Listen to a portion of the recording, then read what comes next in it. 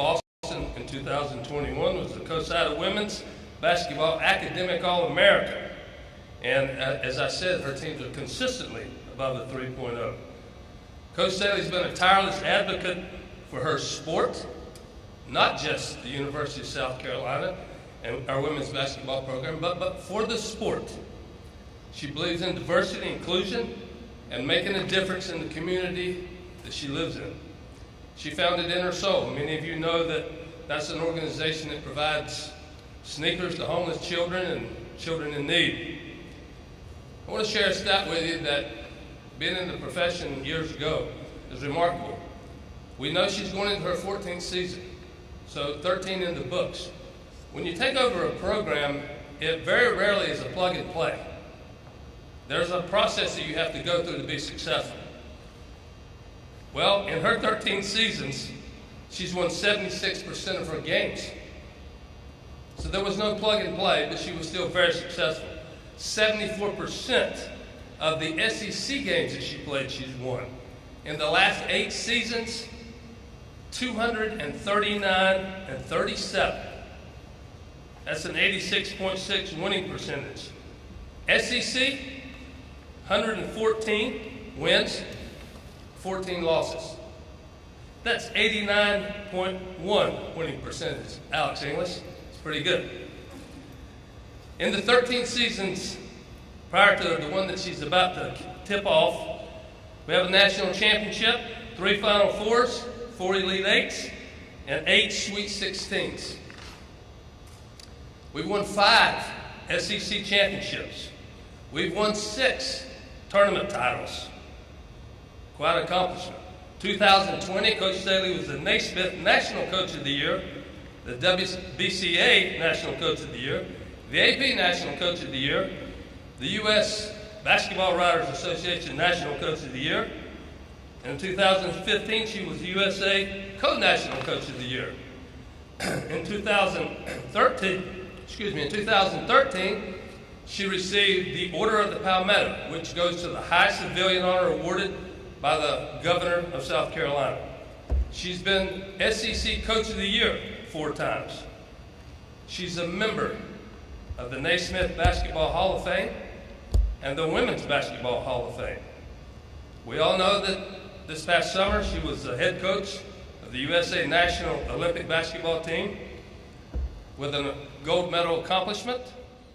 Never to forget the 3 years that she was a point guard, that she also got gold medals.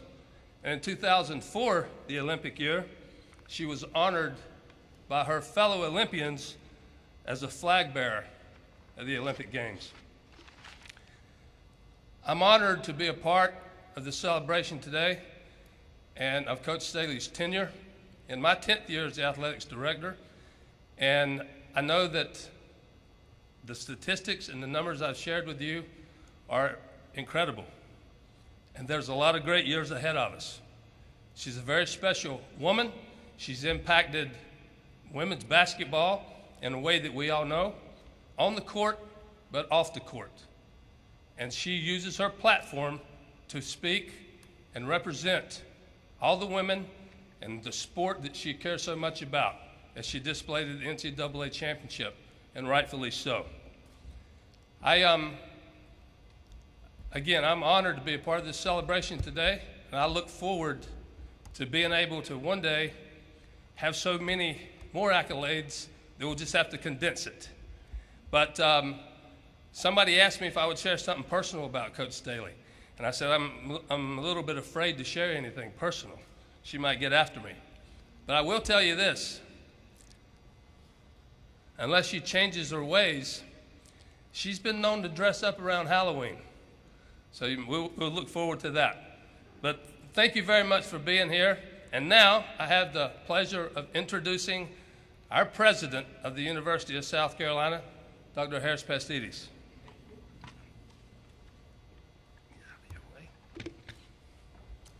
Thank you, Coach Tanner. Good evening, Coach. Good evening, everybody. I'm only interim now, but I think one of the reasons maybe I did come back was to see this particular event happen and come true. Truly is a great day, but not only for today, it's about our future. This begins the modern future of the University of South Carolina women's basketball program. As Ray said, 13 amazing seasons, and I'd love to see Coach Staley complete her career here if she so chooses. Her track record speaks for itself, but more than that, and Ray alluded to it, she is a remarkable individual. She has a winning heart, a winning mind, a winning attitude, and of course, a winning team. She is in every way a class act, and she's a groundbreaker. And today, she breaks through that glass ceiling of gender equity in coaches' salaries right here at the University of South Carolina. Coach Staley has won over the hearts and minds of young people from across the nation, and especially our fan base, our fan community here in Columbia, around the state, around the Southeast, around the SEC, and I would argue around the country. As Ray said, she was the flag bearer for the U.S. Olympic team in Athens, and this past year brought home gold again, and that team lost to nobody. She's an outstanding recruiter, I would say the very best in the country. And you know what? She sets the bar high for herself as well as for those around her. Ray mentioned, but I've got to reiterate that in the community, she gives so much back to help people, to help young people, to help working people, supporting after-school programs for at-risk youth, donating shoes to underprivileged children, and raising confidence of young people, telling her own story and saying that if I can do it, you can do it too. We've continually been rewarded by her efforts in bringing fans in. We have near capacity crowds at Colonial Life Arena. I know Coach Tanner could tell you how many season tickets have been sold already for this year. There's frenzied excitement about the next women's basketball season, and we usually lead the nation in attendance in women's basketball. There may be a few other coaches who've won as many games or a few more games, but no one who's won more hearts and minds than Coach Staley over 13 years. Today, we're also setting a high bar of expectations for her. We're raising the bar even for you, Coach. We now expect excellence throughout the season and in postseason play. We know there'll be more appearances in the Final Four. They've become the norm. Can you imagine any team when a fan base expects to get to the Final Four? That is a high bar. Not many would accept that challenge, but Dawn Staley does. In fact, Coach Staley is very nearly perfect except for one thing: her insistence on rooting for her hometown Philadelphia professional teams instead of the New York teams. And we both believe we own the nation's best signed baseball collection. Coach, we'll have to see how that works out in the long run. With this contract extension, Coach Staley becomes, I don't know if it's one of the highest women's basketball coaches in terms of salary in the nation. It's hard to know that because private universities don't divulge. I hope she is number one, frankly. That's what we'd like to do here. She taught us how to break the glass ceiling in women's basketball and for women's coaches. That's what she is doing today. She broke right through that glass ceiling, and she's cutting down the net. So it makes me very proud to say that we did all this with our coach right here at the University of South Carolina. We can't wait, Dawn, to see the heights that you and your teams, and by the way, your amazing coaches, all of the coaches, not only you, how you work so hard together. And now it gives me great pleasure to invite Coach Dawn Staley to the podium to say a few words of her own. Welcome, Coach.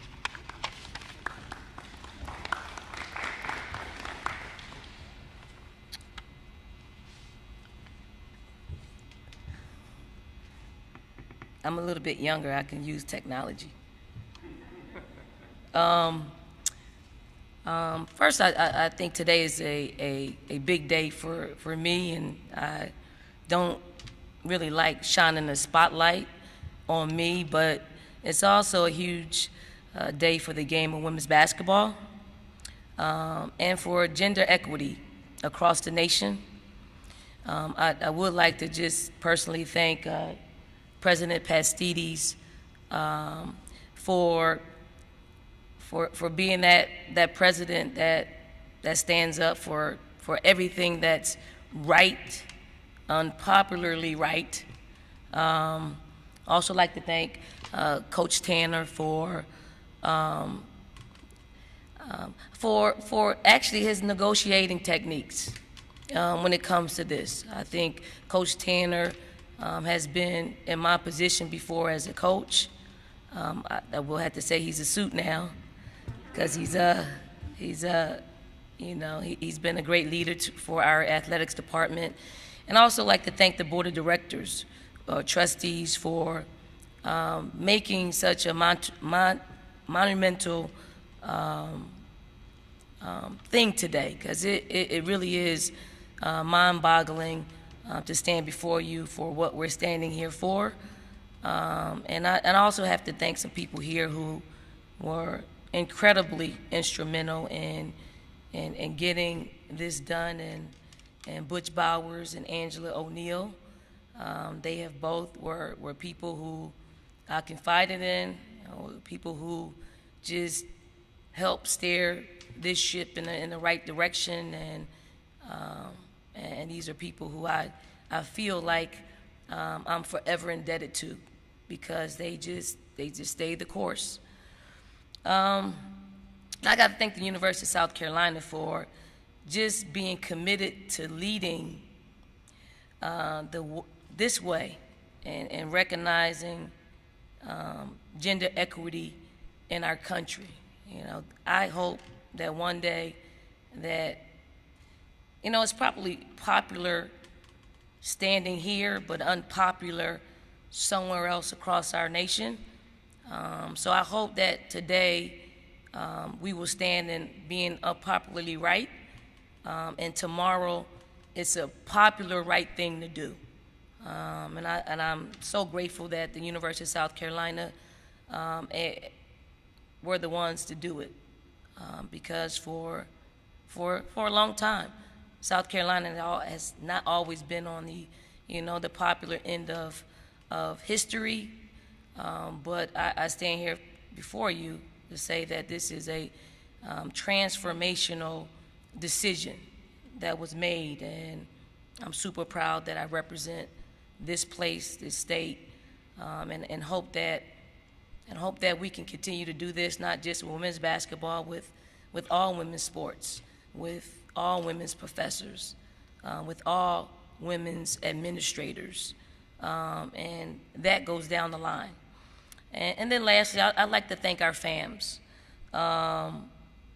This was a process in which took a little while, and sometimes when you're not directly a part of the process, you get a little antsy and you want things to happen quickly. But I appreciate the length of time that it took for this to happen, because you can appreciate it a little bit more. You can certainly share in the moments that it took to accomplish this, and our fams were right there with us. But now that it's done, I look forward to sharing moments in Colonial Life Arena in which we can get back to practicing, playing, winning championships, and making this entire state super proud of the product that we put on the floor. So, thank you. Again, we just have a few minutes for questions. Diana does have a microphone, so if you have a question, David, first. How's it going, Dawn, and congratulations. What does it mean to you that the university was not only willing to work with you on this, but wanted to award you this? I mean, it's when you've been a part of this community, and for me, it's 13 years. I moved my mother here 13 years ago. My sister, who's here in attendance, moved, I believe, 7 years ago. My brother, who's coming down on Sunday, is going to move his family down here within the next year. This is a place I've called home, and I'm real comfortable with being here. I do believe this contract extension keeps me here. It's fair to say for a very long time. I don't know when my career will end, but certainly I want this to be my last stop, because it's a place I've learned to grow as a woman. It's a place I've learned to grow as a coach, a place I've learned to grow as a dream merchant, and why not continue this partnership and this family and this marriage, which seems to benefit, us and the University of South Carolina. Don, congratulations. Dr. Pastides mentioned the fact that you've broken that glass ceiling.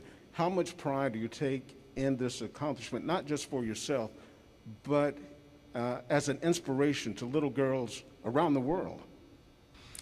I know the very thing that people will look at is the money. The money is staggering, and it really wasn't about the money, but it takes the money for this recognition to be something that is eye-opening and monumental. And I spoke with our team today, as soon as it was approved by the board, and I didn't know what I wanted to say to them, but what I told them was, if you feel strongly about something and you have a conviction about something, sometimes you got to be willing to risk it all. And I told them it really wasn't about the money, because I made a lot of money before today. I made a lot of money before I even came to South Carolina. But my path has been divinely ordered. Like, I didn't want to be a coach. Coaching found me. I accepted the calling, and I've been able to check off some personal things, like winning a national championship, because I chose coaching, and it was divinely ordered. And then, coaching brought me here to the birthplace of my parents, and I don't ever think my mother would have come back to South Carolina if it were not for me taking this job. But for all for my players, I feel like they're at the most transformational years of their lives. They have 1 to 4 years in being here and gaining what it is to be a woman, to work in the workforce, and to have an understanding, what that is. It is, as just a woman, you make 84 cents on the dollar versus a man. For a black woman, I think is in the 70s. So it's not about that. It's finding that you are an asset to an organization, understanding that asset and understanding that you bring value to it. And I just want this to be a valuable lesson to them, just continuing on, put their head down, grind, be of service, be of good service to other people, and, hopefully you'll be rewarded in this way, monetarily. But for me, it's more about, it's principle. Just be principled in what you believe in and what should occur. And it doesn't mean it's always going to happen. And that's why I pay great tribute to the men standing here. And I told them the breakdown.